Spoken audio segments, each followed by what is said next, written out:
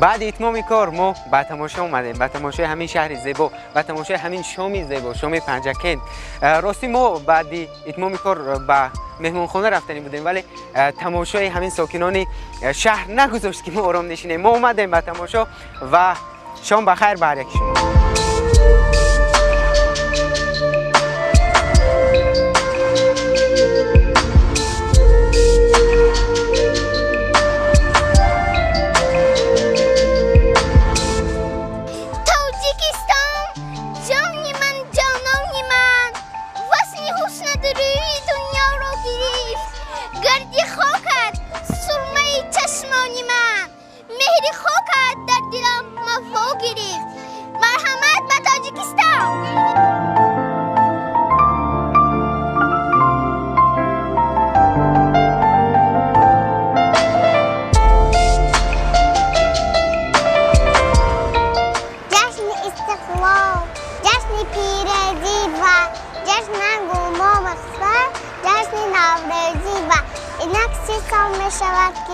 تاجیکستان سب استقلال است.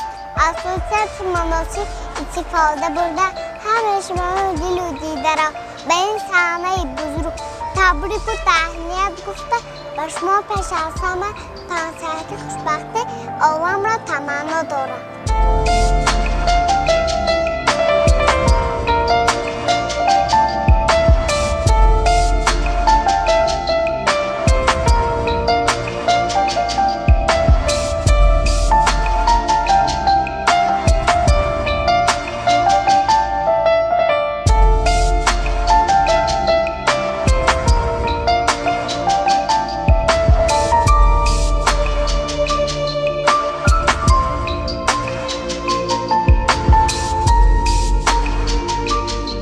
شام اینجا زیباست، شام اینجا نکهتی دیگر دارد، شام اینجا منظره دیگر دارد، شام اینجا عاشقانه میگذرد، شام اینجا ایدانه میگذرد. یعنی زندگی اینجا زیباست.